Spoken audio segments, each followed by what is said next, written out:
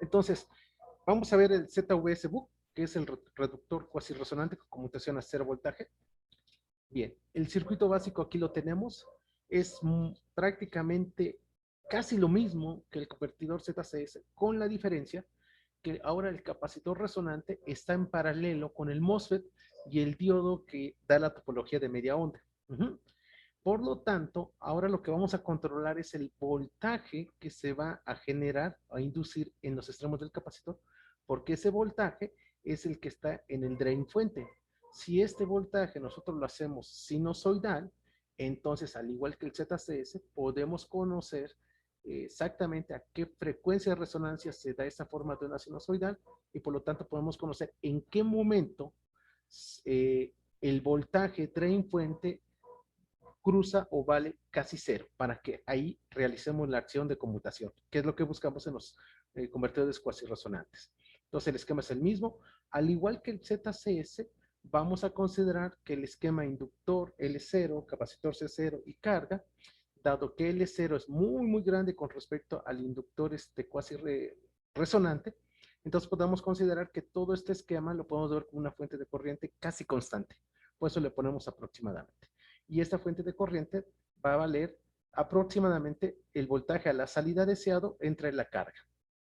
Con eso, entonces se nos facilita porque el esquema simplificado sería fuente de CD, MOSFET, diodo, capacitor resonante, inductor resonante, diodo de marcha libre y mi fuente de corriente constante. Ahora, para poder analizar los modos de operación necesitamos las condiciones iniciales.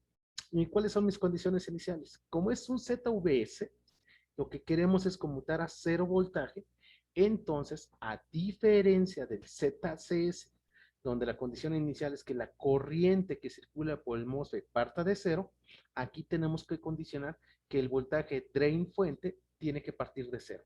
¿Cómo logro eso? Ahora, ojo, es muy diferente aquí la acción de conmutación. Lo logro haciendo que el MOSFET esté en conducción. Si yo el MOSFET lo tengo en conducción, la diferencia de potencial que voy a tener aquí va a ser prácticamente cero. Esa es la razón por la cual el MOSFET está en on. El voltaje en el capacitor resonante en T igual a 0 va a valer 0, que es este. Y recordemos de teoría básica de convertidores que la acción del diodo de marcha libre siempre es complementaria en condiciones normales, siempre es complementaria a la acción del MOSFET. Si el MOSFET está en on, entonces el diodo va a estar en off. Eso indica entonces que el diodo asociado al esquema resonante, pues está en conducción. Y entonces aquí tenemos nuestras condiciones iniciales para analizar nuestro convertidor ZVS. Una vez que tenemos eso, nuevamente se van a presentar 4 modos de operación. El modo 1 se va a realizar cuando causemos un disturbio en la condición inicial. ¿Cuál es la condición inicial? Que el MOSFET esté en on. Por lo tanto, el disturbio es obligar que el MOSFET se abra, es decir, entre a bloqueo. Aquí lo estamos simbolizando. Como es MOSFET entra en bloqueo, recordemos que el diodo de marcha libre estaba en bloqueo.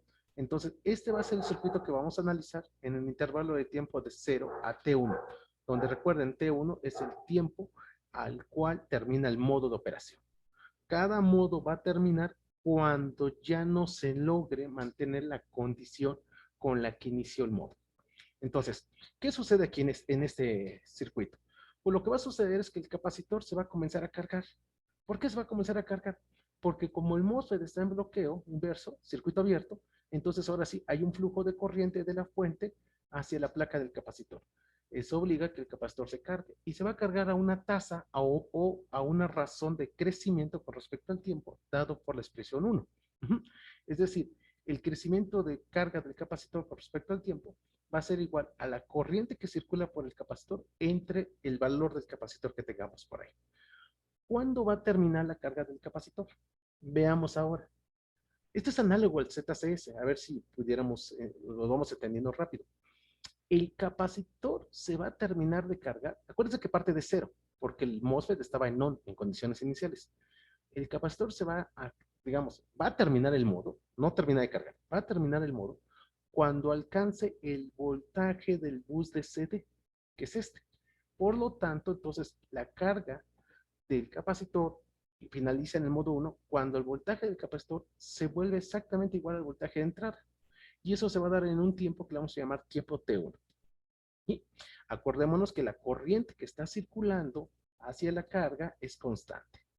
Por lo tanto, de esta expresión 1, bajo el hecho de que estamos al final del modo en t igual a t1, nosotros podríamos desarrollar esta nueva expresión. ¿Cómo desarrollamos esta nueva expresión? Veamos.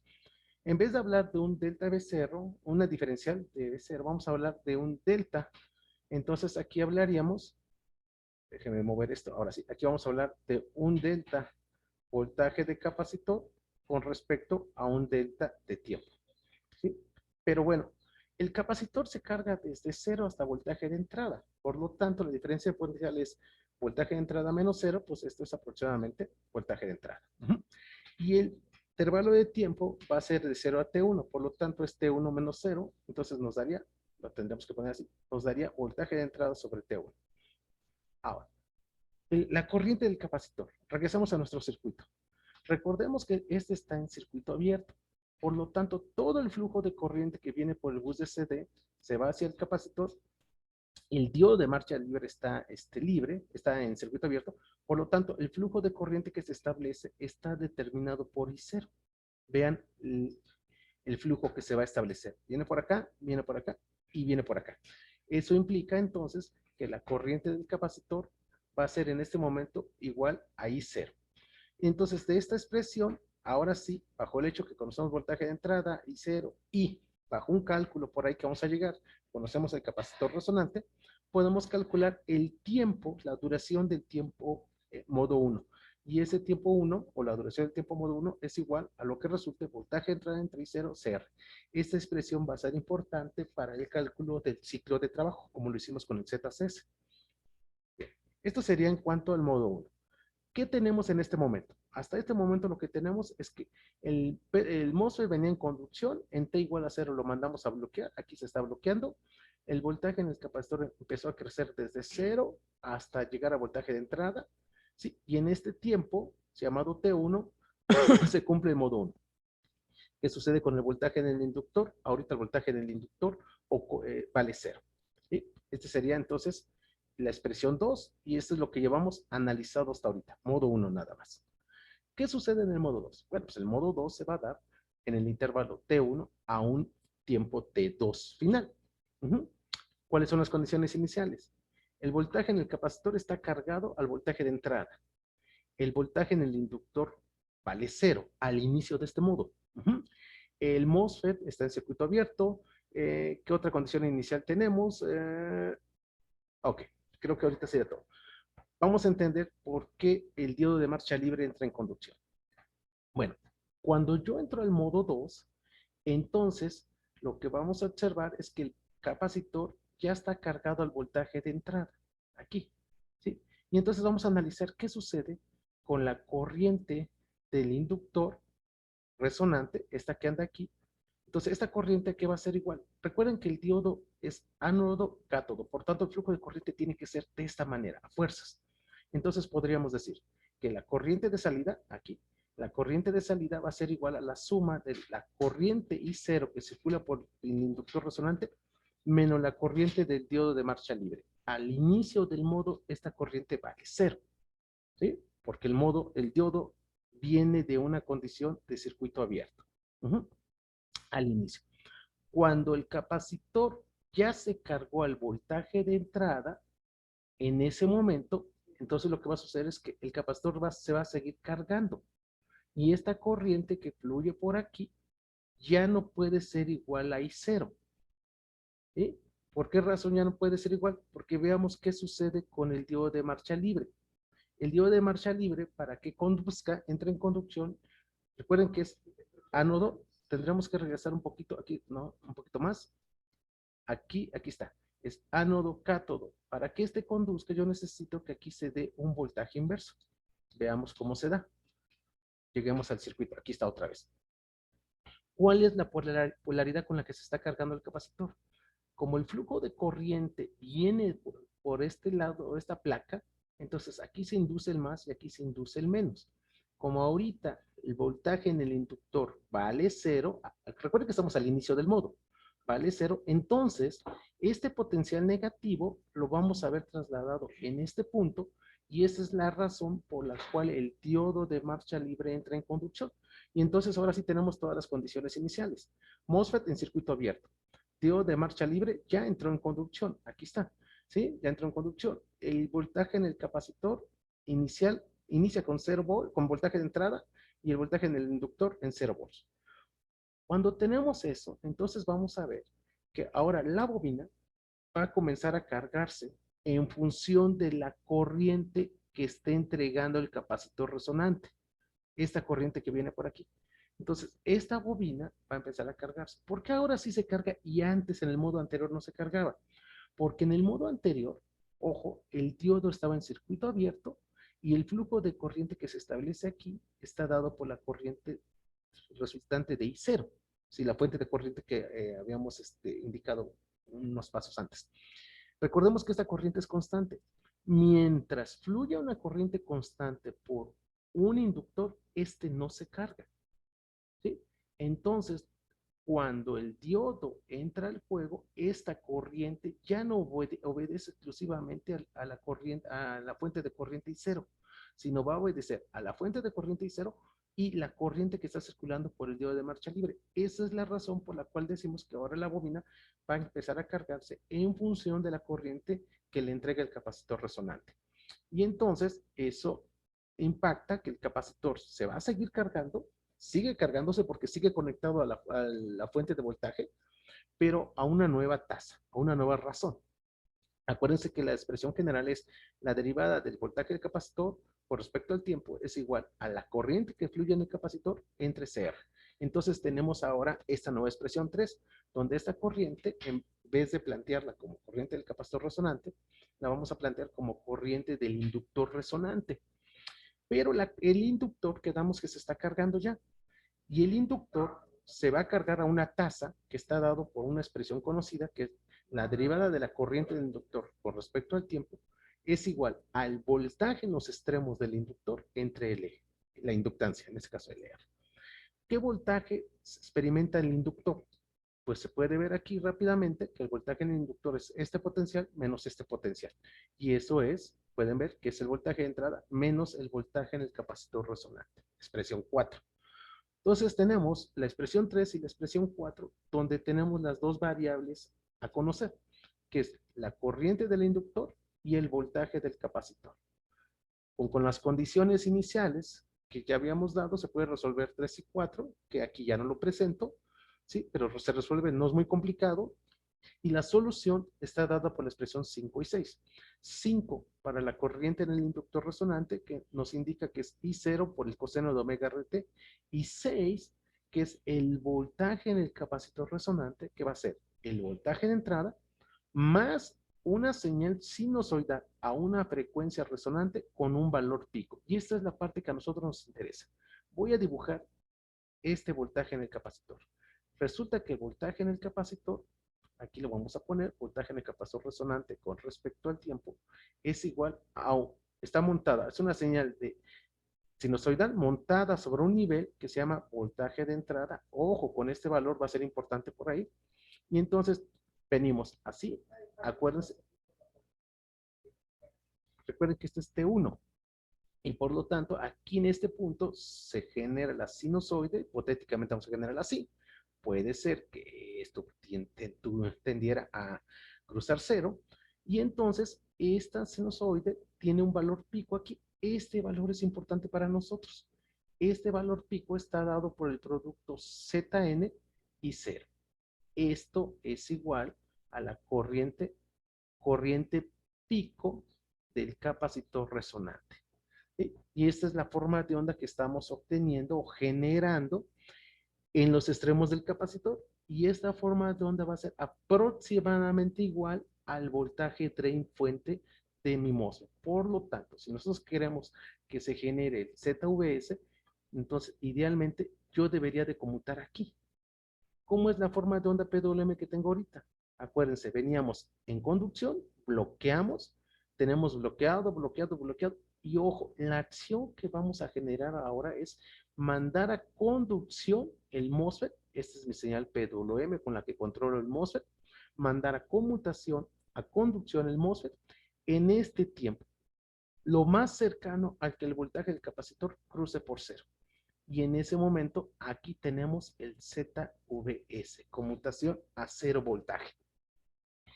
Para lograrlo, lo planteo un poquito más adelante, para lograr esto, necesitamos asegurar que la evolución del voltaje en el capacitor sea capaz de cruzar por 0 y entonces ahora sí conmutar. Ahorita vemos esa parte.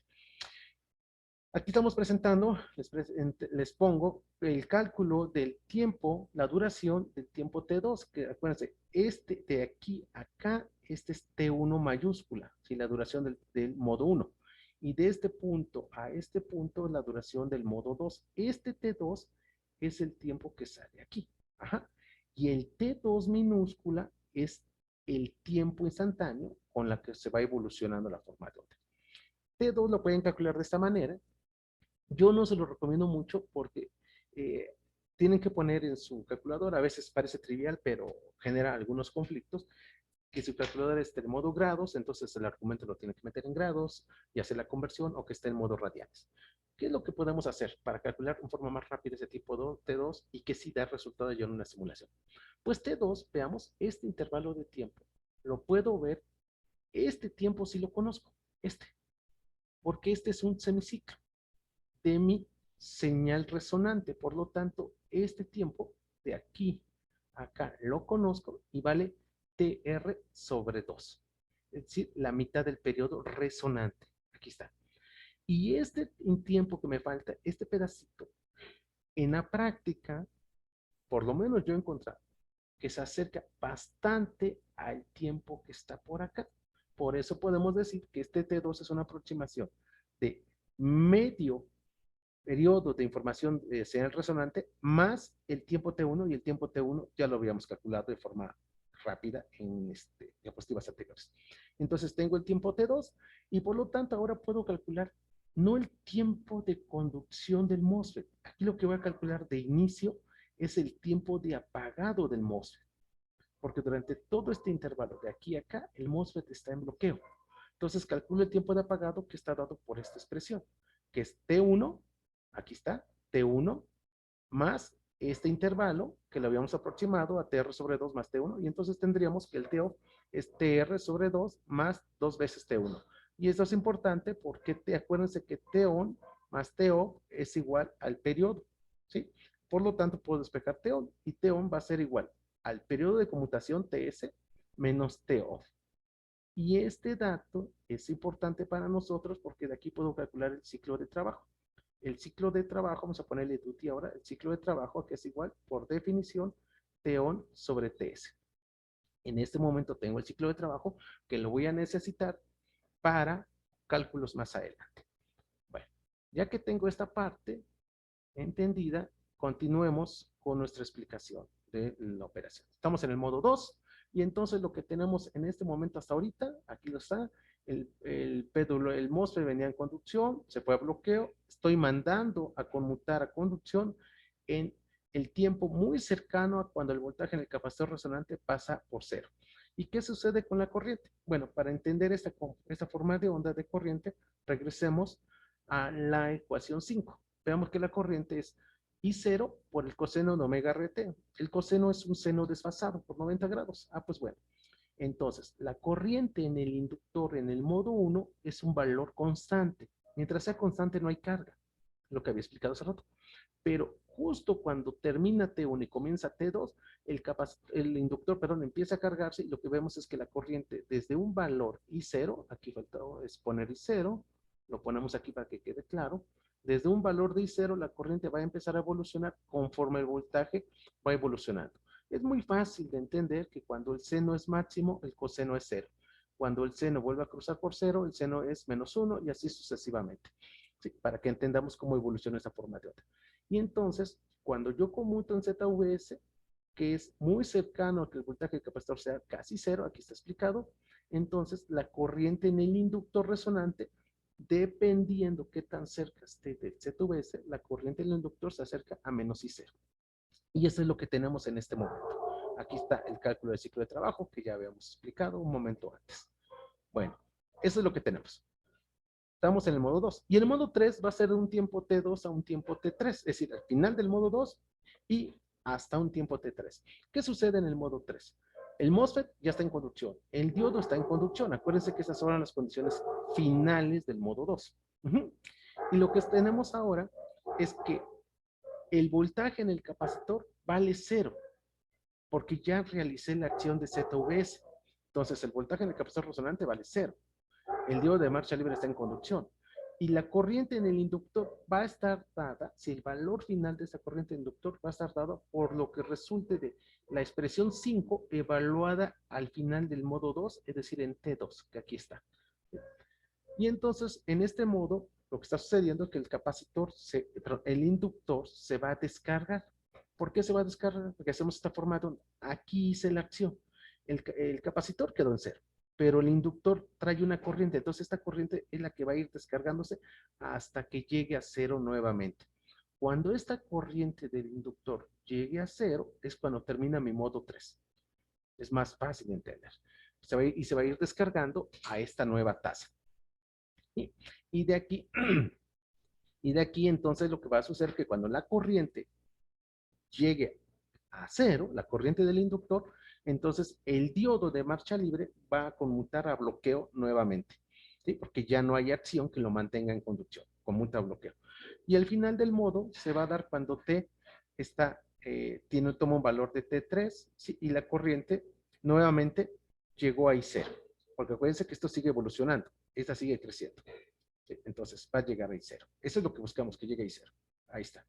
Entonces, perdón, de esta expresión nosotros podemos despejar la duración del modo T3, que es I0 entre voltaje de entrada por la inductancia de resonante, que ya debíamos haber calculado, expresión 8, y el modo 4 simplemente es el intervalo de tiempo en el que nos asegura, regreso, yo creo que aquí, permítanme, el intervalo de tiempo en el que nos asegure que esta corriente que ya regresó a I0 y el diodo, es decir, que estemos otra vez en las condiciones, acá se ve, que estemos nuevamente en las condiciones con las que se inició el análisis, y es regresar a este punto. Entonces, desde que la corriente llega a 0, aquí faltó un poquito, que realmente esta corriente tiene que hacer esto así, aquí está I0, esta corriente tendría que llegar aquí así, y mantenerse hasta nuevamente tener las posibilidades de volver a conmutar. Y este es el modo 4, el tiempo en el que tardo en llegar a este punto. Y ese es el más sencillo de todos siempre. Porque este ya nada más lo encontramos, estamos aquí, lo encontramos como T4, que va a ser igual. Es el periodo P1M menos la suma de los tiempos T1, T2 y T3. Y una vez que ya llego a T4, vuelvo a comenzar nuevamente el modo 1, modo 2, modo 3, modo 4. ¿Cuál es la condición de diseño que yo explicaba hace un rato? La condición de diseño está aquí planteada y esta es importantísima, que es la que tenemos que cumplir. Déjeme ver aquí. Yo tengo que asegurar que esta corriente pico de mi señal resonante del voltaje de capacitor sea por lo menos igual a I0. Acuérdense que este valor pico está dado por Zn y 0. Entonces tengo que asegurar que este producto sea mayor a voltaje de entrada. Y de ahí sacamos la condición de diseño. Zn y 0 debe ser mayor a voltaje de entrada. Por lo tanto, la impedancia característica con la cual se vaya a diseñar, a realizar el circuito resonante, tiene que ser mayor al voltaje de entrada entre V0. Y aquí podemos plantear lo siguiente. Podemos plantear que Zn sea igual a un factor beta por lo que resulte voltaje de entrada entre I0. Este es una I0. Sí, aquí está. Pequeño error, aquí está. Aquí está. Hay que despejar. I0. Entonces, esta es I0. Si beta es mayor a 1, cualquier valor mayor a 1, 1.1, 1.2 y así sucesivamente, se cumple que Zn siempre va a ser mayor a B de entrada entre I0 y con eso entonces podemos asegurar la conmutación a 0 voltaje. Y para finalizar, aquí les pongo el conjunto de fórmulas finales. Recuerden que la ganancia en general es voltaje saliente entre voltaje de entrada. No lo desarrollé para esta explicación, pero la ganancia de este circuito resonante queda de tal forma que la frecuencia de resonancia, que es la que determina la ganancia, va a ser igual a la frecuencia PWM, si la de conmutación, entre 1 menos la ganancia. Esta es la ganancia deseada. Lo que se hace en un diseño es, se plantea qué voltaje de salida queremos con respecto a un voltaje de entrada, a qué frecuencia vamos a conmutar y en base a estos tres datos calculamos la frecuencia de resonancia. La impedancia característica Zn, como les decía, es igual a beta veces voltaje de entrada y cero, donde beta es un factor que nosotros vamos a ir ajustando y tenemos que hacer simulaciones para ver cuál es el mejor valor de beta, que eso lo podemos ver en una simulación. El cálculo de inductor resonante y capacitor resonante aquí están planteados en función de Zn y veamos que Zn depende de beta, entonces dependiendo del valor particular de beta, va a ser el valor particular de inductor resonante y capacitor resonante. La frecuencia de resonancia, esa la obtenemos de la fórmula de ganancia. Aquí les pongo ya en resumen el cálculo, cómo se calcula el tiempo T1, el tiempo resonante, el T-off, que lo expliqué hace un momento, y por lo tanto de ahí calculo el T-on, y por lo tanto el ciclo de trabajo, ya no presenté como en el ZCS, pero con el ciclo de trabajo y voltajes y corrientes, ya puedo calcular el valor del inductor resonante, perdón, el valor del inductor Buck y el valor del capacitor Buck. Es decir, ya puedo calcular L0 y C0. Y de esta manera tendríamos ya todo nuestro circuito ZVS Buck explicado. Lo que tendríamos que hacer ahora es irnos a una pequeña simulación y verificar con un procedimiento de diseño. Normalmente yo utilizo MATLAB para esto y verificar que opera. Y eso lo veríamos en un segundo video. Bueno, entonces, de esta manera terminaríamos nuestra explicación.